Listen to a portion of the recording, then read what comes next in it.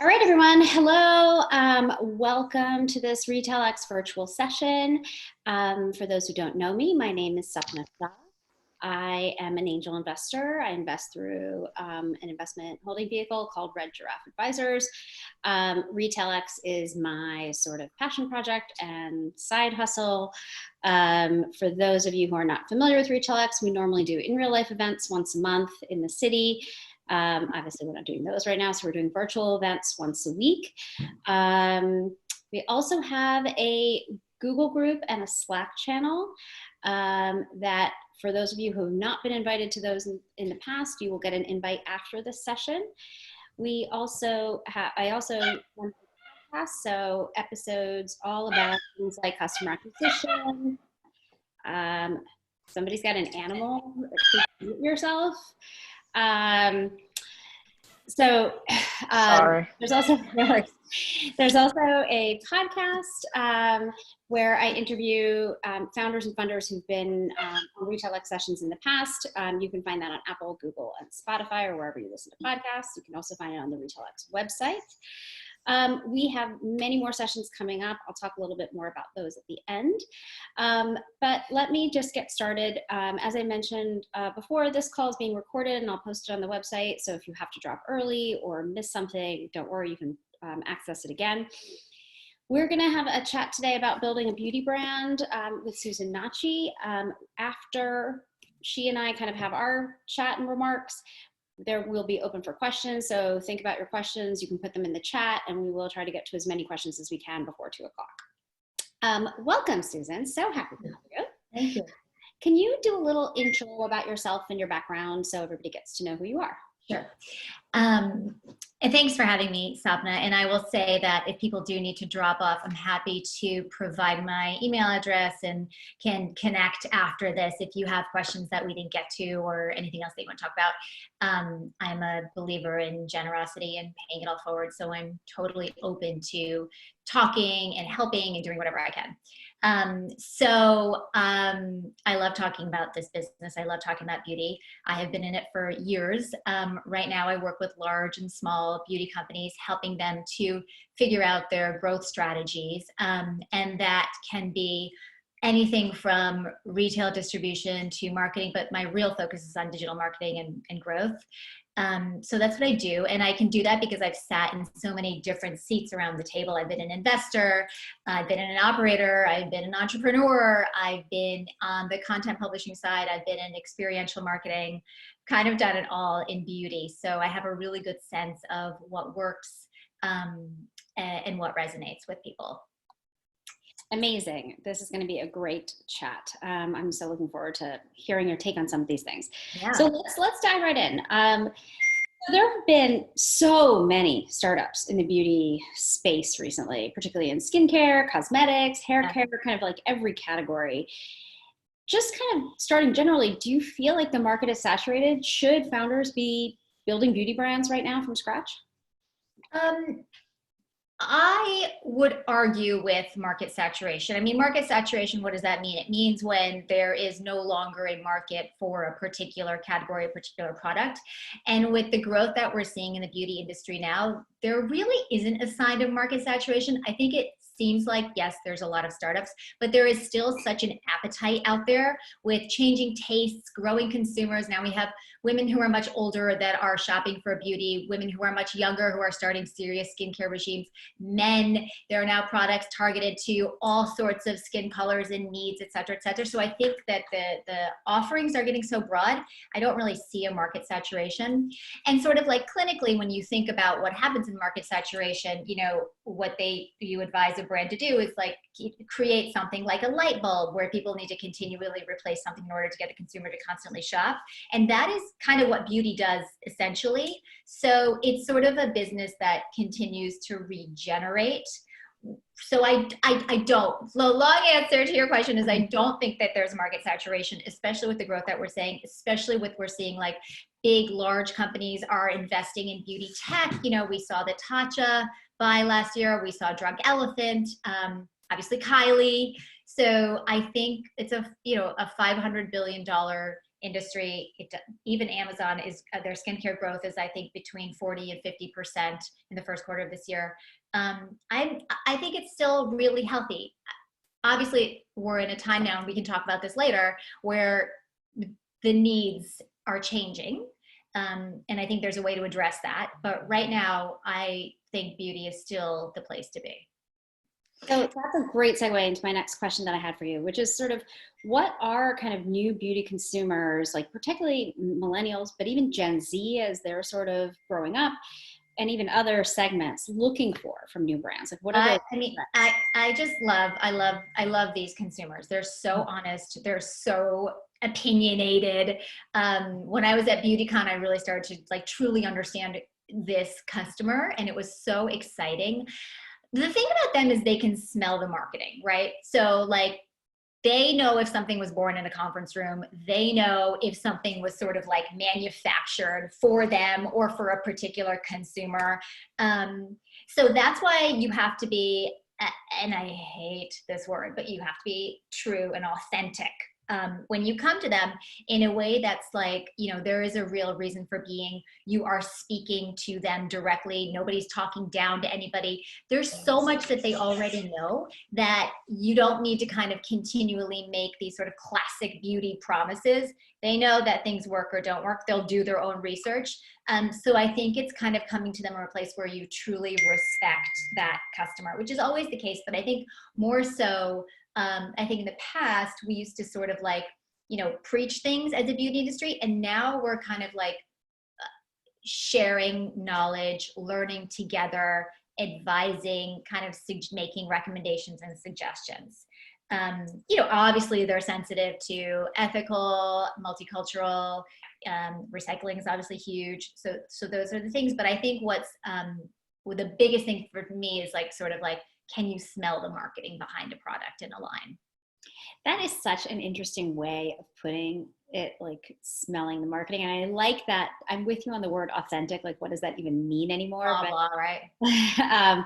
But I think this is a really good way to think about it. Like, you know, is there that kind of fishy smell about it where it feels manufactured? So Totally. I love that perspective.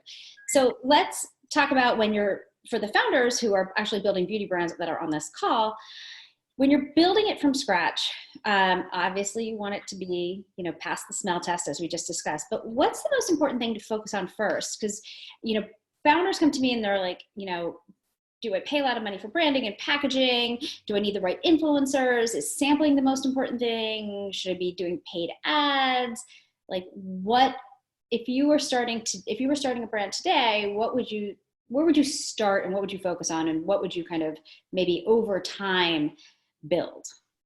I think, well, there's many phases, right, where you want to continue to kind of like validate what you found and then move on from there and make changes depending on what you found in your testing and your learning and stuff. But I think the most important thing is to really have your reason for being honed out. And it's not just like, I want to start a beauty brand because I want to be a beauty entrepreneur. It's, oh my God, there's this need, there's this white space. I know what it is. This is why I know, this is why I'm the person. And like, you know, it doesn't have to be completely, how do I say it? You can create a story, but there has to be the seed of the story there, a real need in the marketplace, a real reason for being. Otherwise, you're kind of just like adding to the noise. But I think the most important thing is to really be crystal clear on your reason for being, and have that solid. Then you'll start to know, you know, how you want to communicate. And I would definitely start organically. And I think the best way to think about it is to start socializing the idea. And socializing obviously is like social media, duh, but socializing also kind of like talking about it in your circles, starting to get feedback, starting to get people to tell you what they think. Would they buy it? Is it something they've ever thought of? Is it something they would even use or consider? Have they seen it before? Like really socializing it in that sense. And then being honest with yourself about what you're hearing and not just kind of like trying to twist things. I think that sometimes when we're so dead set on creating something, you don't really listen and hear, but this is a way to really kind of like absorb what you're doing. And before you make any investment, start to twist. And then yes, for sure, social media, you start to test and to go out there and try things. and that's kind of like phase one. And phase two, I think what happens often is that people are afraid to spend money because you have to spend some money in order to get a good gauge of the feedback, right? So it's a delicate line. Like, I don't want to invest too much because this might not be the perfect kind of like recipe for success, but you do have to spend enough money to get enough people aware, to get enough feedback, to get enough of like you have to make your action big enough to get a big enough reaction to actually give you enough data and information to make a decision based on. So I would say kind of phase one is that socializing phase, and phase two is to put like some actual decent sized funds to really validate this idea.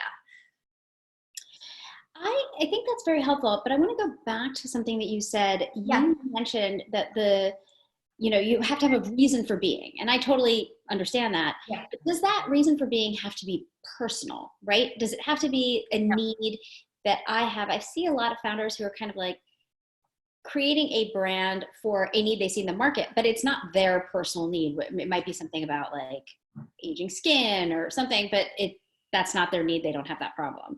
Yeah. Do you think it's more authentic or passes the smell test if it is very personal, or does it matter? I think it matters a tremendous amount. I think there's power in the having it very personal and to be able to tell that story.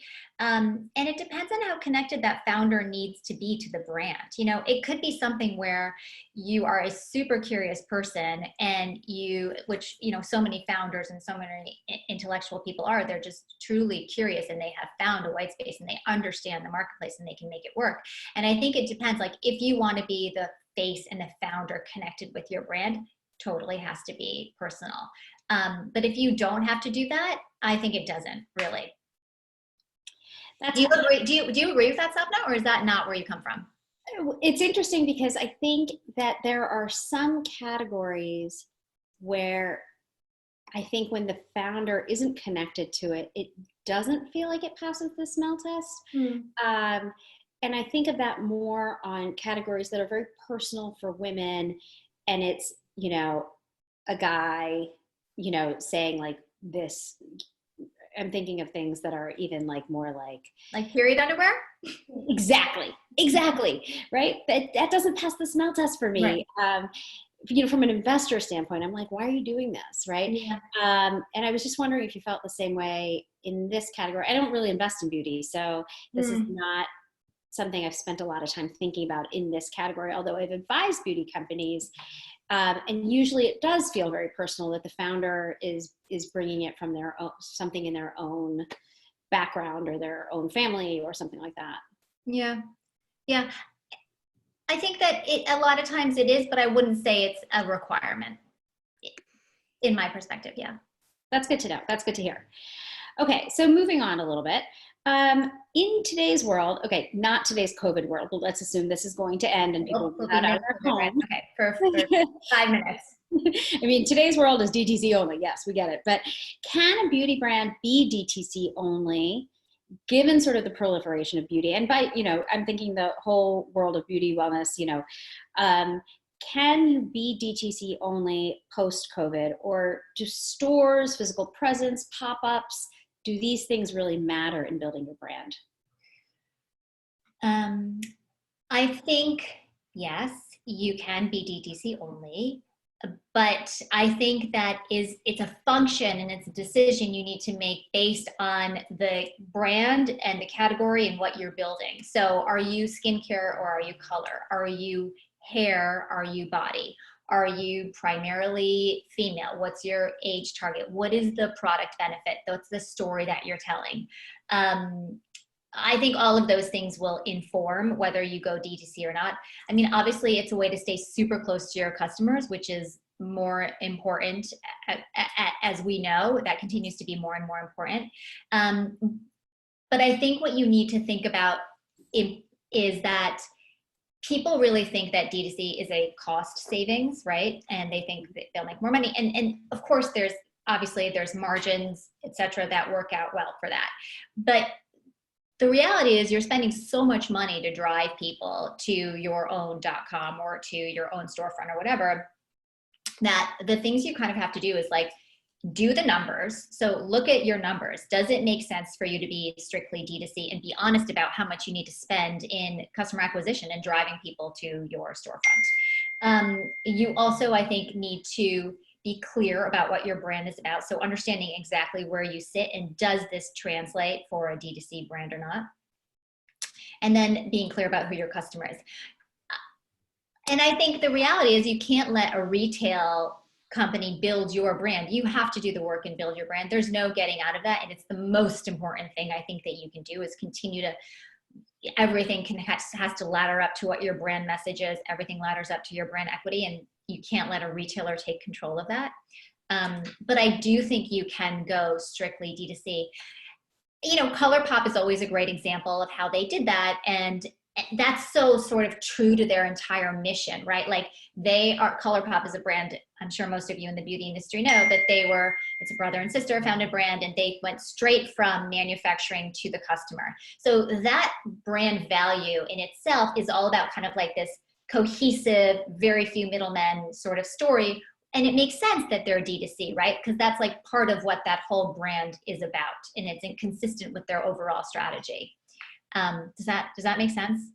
Yeah, it's interesting because this is, I think it's a fine balance, even as I think about other categories, of how do other categories kind of cut through the online noise, right? There are so many ads on Instagram and Facebook. When you search for clean skincare, for example, I mean, you get so many results, right? It's so hard for a brand to build that traffic just to a website. And I think, expensive. And very expensive. Yeah. And I feel like we're seeing more and more, whether it's pop-ups, pop-ins, partnerships, kind of other offline strategies for beauty brands. But then I'm seeing others that are not doing any of that, and they're going straight D2C as well, and it's working for them. I think that the goal here, the overall goal, is to get your customers, your fans, to be evangelists for the brand. And a way to do that is to create a community. A way to create a community is obviously online, but you can't argue the fact that, and we're all living this now, community kind of like lives and breathes on physical contact. So I think that the most successful brands will have in their playbook, in their sort of like future plans, either a flagship or a pop-up store, or a place where they can create kind of like the whole environment of what their brand essence is, and allow people to kind of experience that. I think it's super important to have a place. I don't know that necessarily happens in a larger retailer. I don't know that you can really create your brand experience in a Sephora, but I think that in your own store, you definitely can. So ideally, that would be a part of the mix for sure, even if you are primarily D2C. And I'm glad you mentioned the word playbook, because that's where I wanted to go next. Okay, good. So is there kind of a single playbook that if you're founding a brand, you should just follow because it just works? No. Oh, God. There are things if there's not a playbook, there's a sort of a collection of questions that you should ask, and a collection of answers that you should have, and a strategy that you need to build. Yes. But I worry about a playbook because nothing is repeatable, right? Like, it just isn't. It's just, that's not how life works. That's not how people work. That's not how products work. That's not how consumerism works. Like, there's just not a formula at all. So I worry because I think sometimes beauty entrepreneurs might go to investors or advisors, et cetera, who have been successful in the past, and those potentially sometimes could recommend this playbook idea. And I think that entrepreneurs can pivot or change their strategy and move into a different way of doing their business because of this idea of a playbook. But I think it's very specific to who the founder is, what their skill set is, the team they're building, the product they're launching, the revolution they want to create. So while I don't think there's a playbook, I certainly think there is criteria, questions, things you have to have figured out. What the strategy needs to account for, etc. And you also mentioned community, and I wanted to go back to that. I think, we hear a lot, not just for beauty brands, for brands all around, like the goal is always to build community because that creates loyalty and engagement. Do you have to build community to have a beauty brand? Do you think it's necessary in this day and age? Well, I guess, what is community? Community meaning a group of people that come together and discuss the brand, or is it a group of people that are unified by their fandom of this brand, or is it peer influencing? I think that, getting clear on that. I mean, obviously Glossier has an incredible community. I've never seen anything like it before. It's incredible. And when you go to a Glossier store, you're like, that's what makes me sort of think about this D2C strategy, but you're really like, oh, face, and they love the brand. They'll do anything for it. So I think community is really important, especially because when you go to market, the first thing that what you do first is sell your product, but then after the product, you're selling the brand, right? That's what brings people back. You'll have your hero product out of the gate. That's what gets people hooked. But then beyond that, sure, your products have to be good, they have to be great, but it's really about they bought into the brands now, so they trust you, they love you, they know that that's what they want. That's how they now associate themselves. They slightly define themselves by people that use this XYZ brand, and they want to connect with other people that use this brand. Do they need to talk to each other all day long? No, but I do think that they need to feel that they are part of some insidery group that knows and loves this brand. And I think if you can make it like it's a secret that they've discovered and they want to share with other people, amazing. That's kind of the best, right? Like, who doesn't like that? We all know that personally. You get a hint about something, you're like, oh my God, I'm the first person that knows about this. Let me tell everyone. Right, you're a VIP. VIP, right. Okay, that's really helpful. So moving on to kind of trends. So we've seen a lot of trends like K-beauty, sort of clean and natural, focus on skincare versus color cosmetics. Kind of what are the biggest trends that you're seeing in the beauty space going forward from here? I mean, I think it's so exciting. It's really the gamut, right? You're right on all those things. There's also men's beauty, obviously, is growing. Recyclable packaging is growing, like all those things that we've heard about. But I think what's super cool is that we're going from, like, as I see it, you're going from sort of smart beauty, so tools that can measure your skin and dispense the appropriate level of pH balance to your particular skin tone on that day. Some products are out there and they're sensitive to women's hormonal cycles, and they'll dispense product and recommend product based on that. There's so much happening in smart technology with AI. That's really exciting. That's like over here. And then over here, we have kind of the resurgence of like ancient beauty, like Ayurvedic beauty. Mm-hmm. And Ayurvedic beauty, I'm sure you know, but it's like it's the science of beauty, I think was what it translates to. And it's all about preventative care. It's holistic. It's about the way you breathe. It's about what you eat. It's about your thoughts. It's about all these sort of like very health and wellness sort of things. That's what I think is so cool. So you're going from something with super smart, high tech to Ayurvedic. And that's why, as I said in the beginning, that's why beauty continues to grow, because there's so many different directions and so many different options, and we're talking to so many different groups of people. It keeps it really interesting and fresh.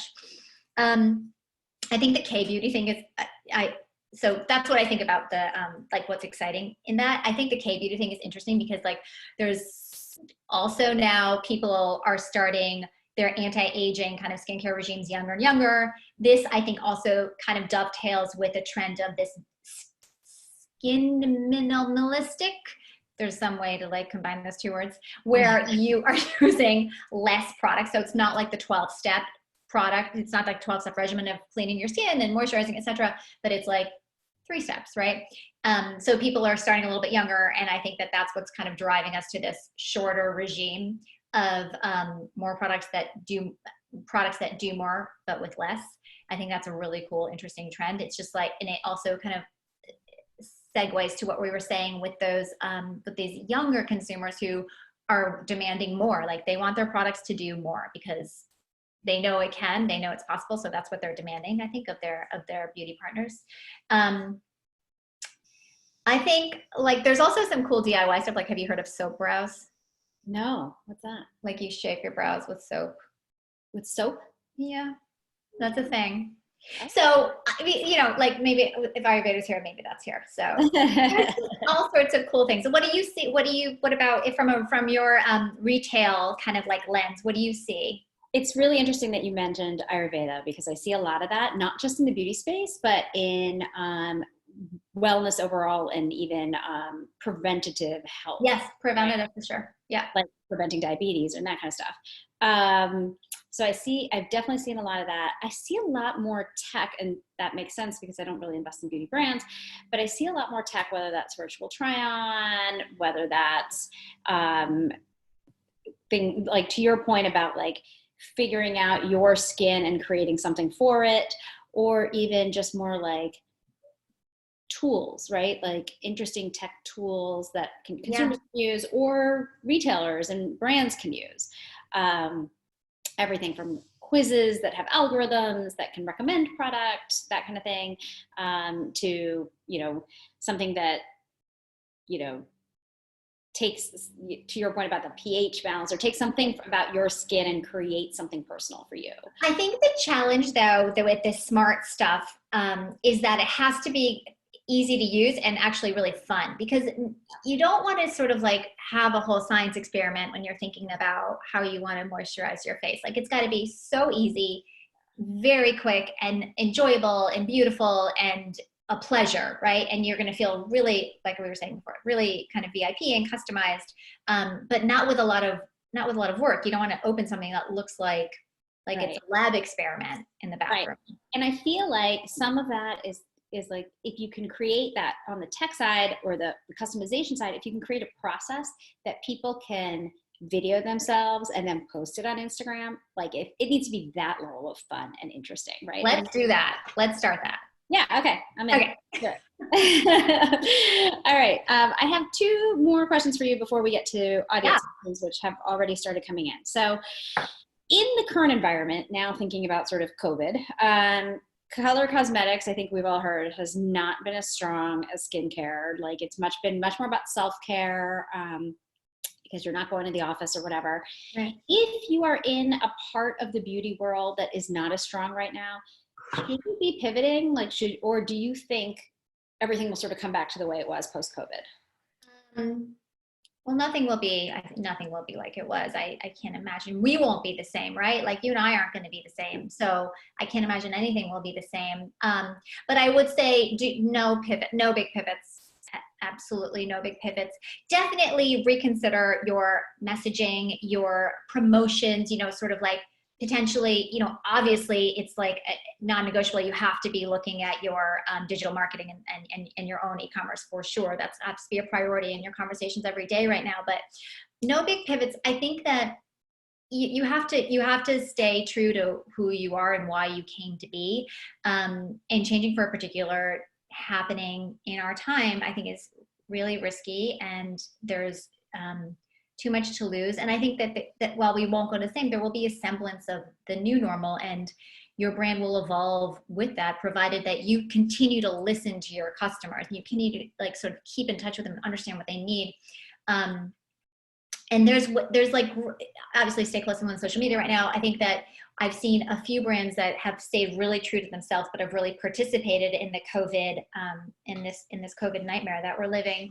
Like Milk Makeup did a huge 24-hour promotion with, you know, and they're such a New York brand, so they partnered with a super cool New York band, Wu-Tang, and they donated 100% of profit, 100% of their, I think their proceeds actually, in 24 hours to the New York City emergency rescuers for New York for COVID. Shea Moisture did something to support women of color entrepreneurs and owners of small businesses, which harkens back to like their reason for being. Huda, you know, which grew on the shoulders of makeup artists, is supporting makeup artists right now financially and with product, because obviously they're not seeing their clients right now. So I think that these brands that go back to their roots and kind of like speak the language and understand who who their customer is and why their reason for being, those are, I think, great examples of bringing that to life and really like showing up at a time like this for people. Yeah, I think that's really interesting. And I think drawing that link between who you are and what you do right now is really important, because otherwise it feels very random and Totally. like self-serving. And Yes. then, I said this on another one of these Zoom calls is, right at the beginning of this, like 2 weeks into the lockdown, I got an email from like Alice and Olivia that was like 25% off our entire site. And I'm like, not relevant. Like, no, like that. Why is business as usual right now? Because it's just not, right. And it's not. you don't need to be buying random clothes at this point. Yeah, no, there's and like beauty and fashion should take people out, I think, and make them feel good about themselves. And that's so important now. I have a friend who just told me about a beautiful spa day she gave herself at home, and she was like, oh my God, it was so luxurious and it was so important. And it was like, self-care, although also I hate the term self-care, but it's like there is a need for that right now, and beauty and to a certain extent fashion has that capability to do right now. So I think it's great to do that, but in a way that's caring, compassionate, empathetic. Like, we're not here trying to exploit a moment, but we're here to be there for people. It's hard. It's really hard when you think about how to communicate with your customers right now. It's really hard. Yeah, it is. It's really difficult. Okay, so my last question before we move on to the audience questions is, what is your single best piece of advice for founders who are starting a beauty brand? Just one? Just one. The best piece of advice you have. 25. Okay.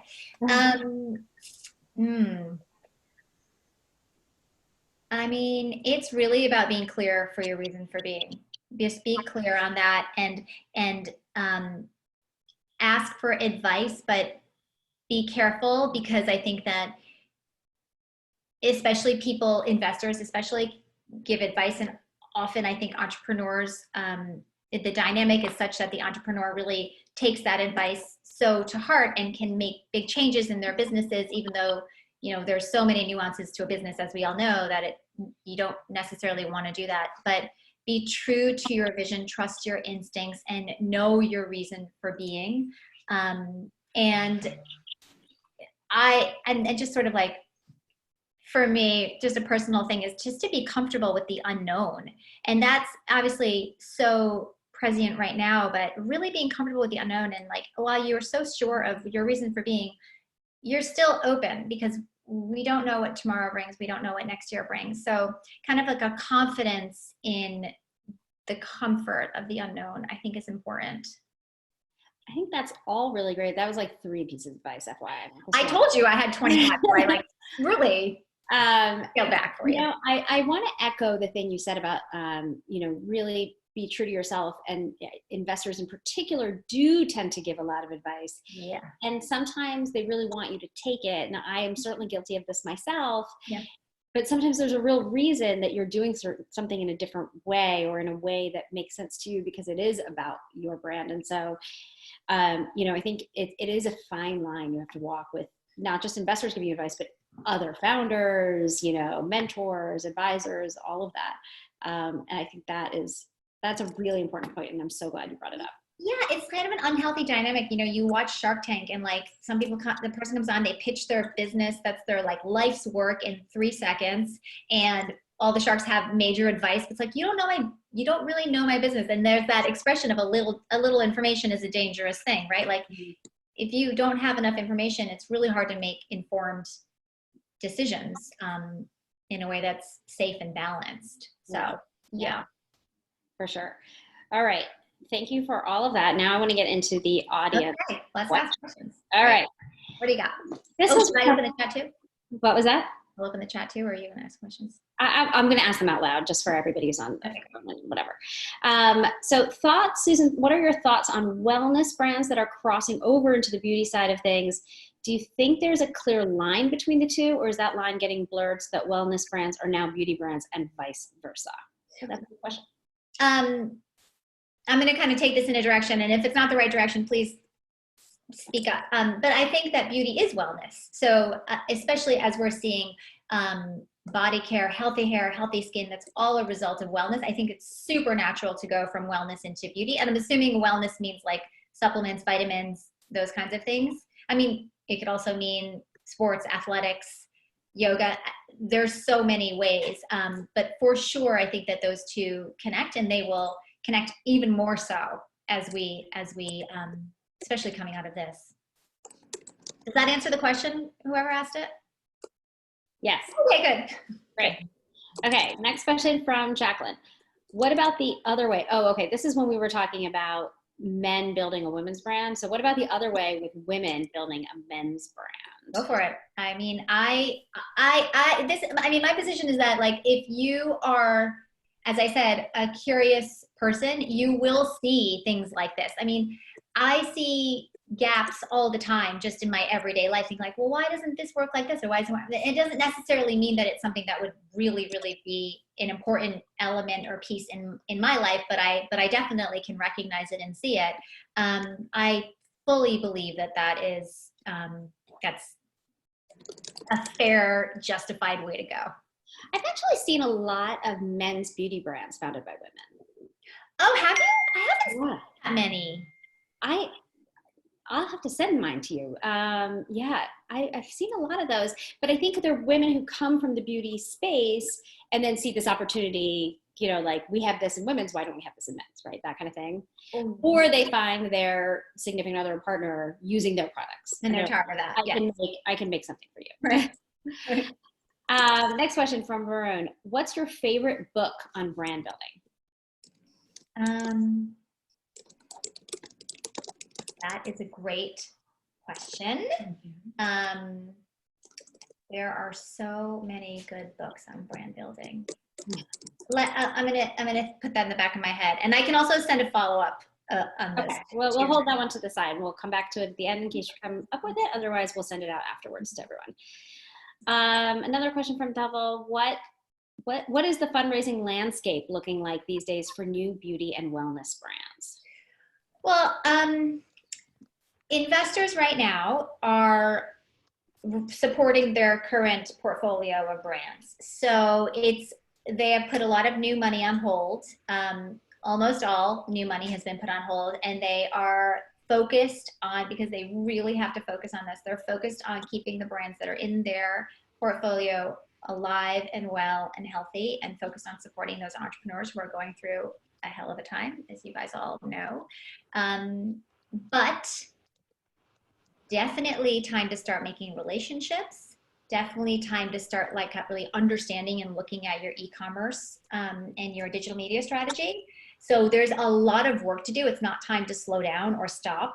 But in terms of people writing checks, I don't think that we'll see that for at least 2 months from now. That's my guess.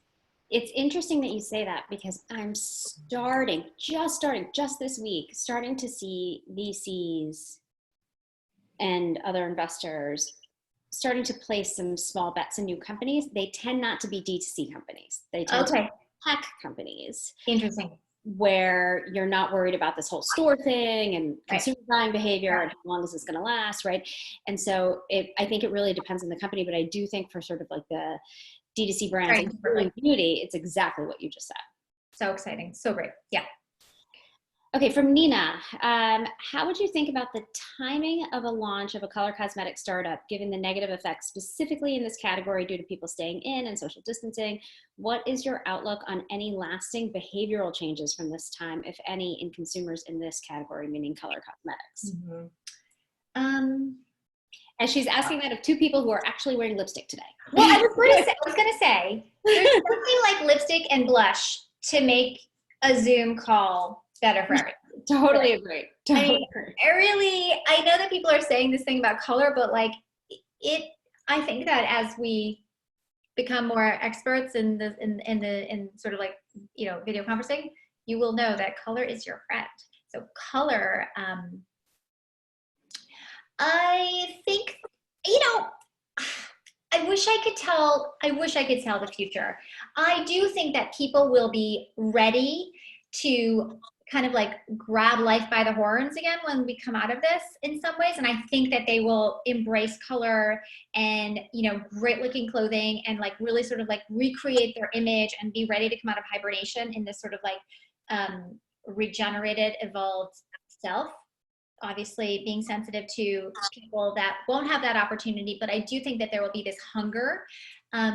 So I think that if a color cosmetics line has, as I say, a real reason for being and a differentiator and a purpose, that purpose should still be valid on the other side of this. You may rethink your marketing and your messaging, your distribution, but I do think that with a solid reason for being there shouldn't be a reason why that would be a very compromised category. I could not agree more. I mean, good. I really think I'm expecting, certain kinds of apparel, beauty, all, restaurants, travel when people feel comfortable enough to get on an airplane, even like going to a museum, right? Like things that you might not have done regularly, but somehow now that you're not allowed to do them, you really kind of want to do them. Now, like and there are movies that go to the movies, which is something I almost never do. But, I could go to a movie right now. I could too. I'll see anything in the theater right now.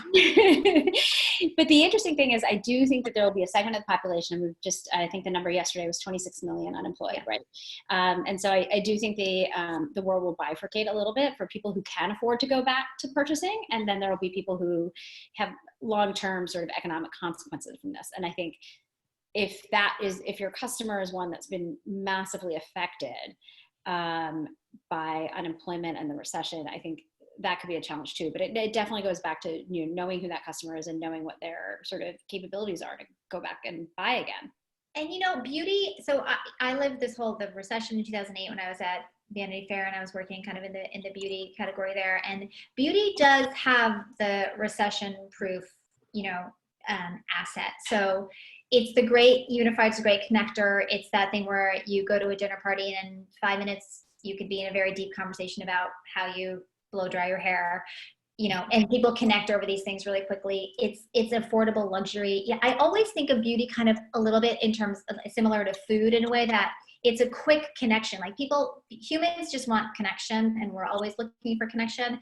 And there are just a few things where we can actually connect in a way that's sort of like, I guess democratic is the word that comes to mind, but we can connect on food and recipes and what you're eating, because it's something that it's very personal and you have a point of view on it and you want to share it. And I think beauty also has that. Mm-hmm. And I think that many people, sort of regardless of financial position, will indulge in and will love beauty. And I think that they'll be looking for brands that will support them in that. Does that make sense? Yeah, that's a really good point. And I think I remember in 2008 too, beauty came back like faster than any other. I was in equity research at the time, and when I was covering all the public retailers, and it was interesting. You would see traffic in Sephora where you wouldn't see traffic in the rest of the shopping mall because it's a little pick me up, right? It's easy to buy lipstick. Yeah, and it can transform. Yeah. Okay. Moving on to the next question. Sure. From Pebble again, Susan, when launching a new brand, do you think it's important to have multiple SKUs at the time of launch, or can you successfully launch with just one product? This is a great question. I'm working with a company right now that has one product to market, but a vision for the rest. Yes. I think you can go to market with one product. Has to be killer, has to be a cult favorite, has to like really be strong enough that that you would give an investor a reason to bet on the rest of that product line. But I do strongly believe you can go to market with one product. Do you think if you only go to market with one product, I'll just add on an additional addendum to this. Do you think the second product has to come out within a certain period of time post the first? No, I think not a certain period of time, but I think it has to come at a certain sort of like, it depends. There's so many factors, right? It depends on if you're working with retailers. If you're working with retailers, they will want you to come out with another product because they will want to support that product, but they will want newness that will kind of like harken back to that product. If you're just sort of like D2C and supporting only on your e-commerce, you will want more content. So you will want more content. You will want to engage your customers more. So you will want another product to talk about and to kind of like build out the family. So I think it kind of more so depends on the stage, less a period of time and more like a stage of the business, if you will. Does that make sense? Yeah, that's great. Okay, next question from Jennifer. Susan, you mentioned having to put in major funds to help validate the business. I knew this was going to come up. When should that occur? Anyway. Should you validate to raise money or raise money to help validate? Ooh, great question. The question I thought that was going to come up is like, how much money is enough money? That was going to be my follow-up, so you might as well just answer that too. I don't have a specific answer for that. Again, I think it depends on the price of your product. I think it depends on your customer, like how expensive is that customer to recruit. Depends on the KPIs you're trying to reach with the particular test that you're doing. Depends on what is going to be a success for you, what's going to be an actual success benchmark. So the question is how long that phase 1 is and how long that phase 2 is. And then should you do that phase 2 before you raise outside funding or raise outside funding to do phase 2? It depends on your financial position. If you have savings that you can dedicate, let's say $50,000, I'm just going to say that number, to properly validate customer feedback, consumer feedback, sort of take the temperature of the marketplace. I think that makes sense. I think phase 1 could be very short, period of a month. Phase 2 could be a period of 2 to 3 months. But without knowing exactly what the product is, what you're aiming to see or find or learn, it's hard to make specific, but I think that those would be sort of like larger frameworks. Yeah, I think that I will only add one thing, and this is not necessarily limited to beauty, but I would say what we're going to see post-COVID, what we're already seeing is sort of valuations for the early stage financings are coming down, probably about 30% from what they would have been pre-COVID. We're seeing that D2C as a category was starting to slow even before COVID. Not necessarily in beauty, but in categories where there haven't been as many exits, and there have been better exits in beauty and CPG than in other categories. But I think what we're starting to see is investors looking for more traction before they put money in. And I think that will be true of beauty as well. So even if you don't have the $50,000 that Susan mentioned, like whatever you've got, do the most possible with it before you go out to raise money. Try to get as far into phase 2 or even phase 3 before you raise money, because you will get a better valuation. It'll be easier for you to raise. You won't be spinning your wheels. Investors like to see a little bit more certainty in a time of uncertainty. Yeah. Okay, next question. How long should I wait to launch a new product after the first one? I think we sort of addressed this. And where can I start searching for products? Because I see so many. Where can I start searching for products? Because I've seen so many ads on Facebook about this and I don't know if it's worth it. I'm not sure I understand that second part of the question. Searching for products. Sarah, can you unmute yourself and tell us what you mean by that second question about the search? Yeah, so basically, I have seen many ads on Facebook where a lot of people are just promoting like, get this kind of brand and, put yourself out there with the logo and all of that on those products. And I was wondering if it's worth it to like try this in order to start building your own brands or your own logo, putting yourself out there in the first place. Are you saying like sort of like business builders, ads for business builders? Well, I don't know if I'm making myself clear. When I go on basically on Facebook, yeah, and you're searching, there's a lot of promotions going on where they give you, for example, a palette of makeup, lipstick, different kinds of products. They don't have a name, they just random products, right? And then they tell you, go ahead and buy a sample, try it. And if you like the product, then you can actually like buy a whole bulk of it and then just put a logo on it with your name on it, and then you start selling it. Yeah. So basically it's like, is that actually worth to try, or is that something that, you know, you have to be a little bit worried that it's not going to be good? I don't know if I'm making myself clear about it. You're talking about sort of manufacture, like white label manufacturing. Sapna, is that what you're getting out of it too? Yes. Yeah, I think you're talking about white label manufacturing. There's a lot of these companies that basically will say, you know, beautiful palette, they're copying something that, whatever, you know, the nude palette or whatever, but you can put your own brand name on it, or like your own sort of quote unquote skin across it, and what you want it to be. I think that's a little bit dangerous because it doesn't really have a reason behind it. Could be some fast cash, I guess, if you had a particularly unique way of selling that. And if you had a particularly eye-grabbing or compelling branding sort of packaging thing to do around it, or create like sort of a story around it. But I think it's not really a sustainable long-term advantage to build a company around. But it could be a place to start. If you were interested in building your own, for example, color line, you may want to buy it, look at it, see it, evaluate it, trust it. It may be a manufacturer you want to work with in the future. But I think that is, they're trying to kind of drive some revenue for themselves. And I don't know that it would be a hugely valuable asset for you. Yeah, for sure. Okay. Next. Oh, okay. So Jennifer had asked the question about should you raise, you know, should you validate to raise funds, or raise funds to help validate? Like, when do you do that phase 2? She said, for more context, her business is a web platform for beauty services. Does that change your response at all to that question about phase 1, phase 2 validation and raising money? A website for beauty services. Services, not products. And the question is, does it change phase 1 and phase 2 timing and investment? Yeah. I don't think it so. might. Not really?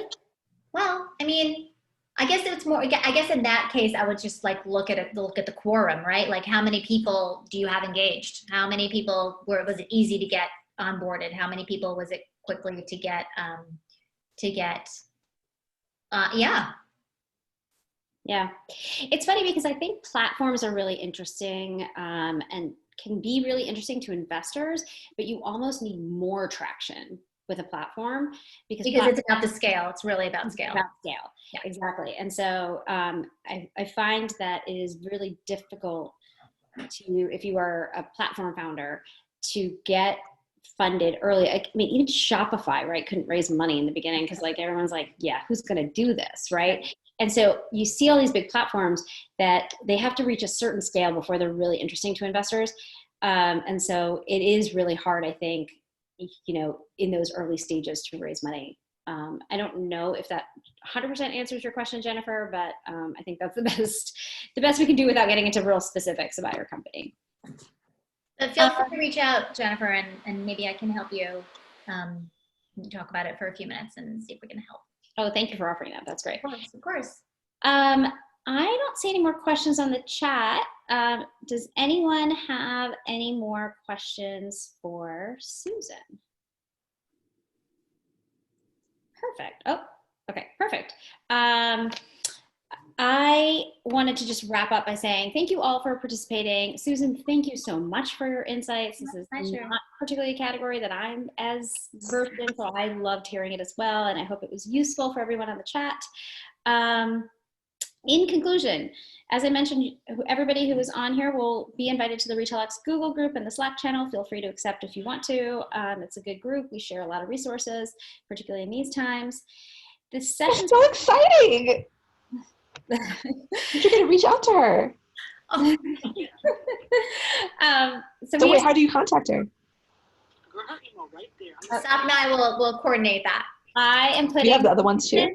I'm putting. So you can CC them. I am putting, hey, everyone. Send her a private message. Just click on, you see the little drop down where it says to everyone? Use the drop down and send it just to her real quick. Bantu, hang on one second.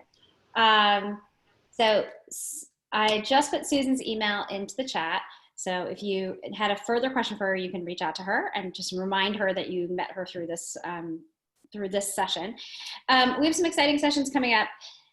Next week is fundraising in an uncertain environment. It's next Thursday with Nnamdi Okike from 645 Ventures. He's awesome. He's terrific. I'm a big fan. Amazing. Great guy. So smart. May 7th, we have building a team and hiring in times of COVID and running a remote team with Gertrude Allen, who's the CEO of PetPlate. May 28th, along the building teams line is working with freelancers and consultants with Claire Humphreys from Wethos. And I'm also scheduling, because there was a lot of interest in this, a session on equity crowdfunding. More to come on timing of that. You can check out the website at retailxseries.com to check out all these sessions and get links to register. Great. Thank you, everybody. Thank you, so everyone. Enjoy the weekend. All right. Bye. Bye. Ciao, ciao.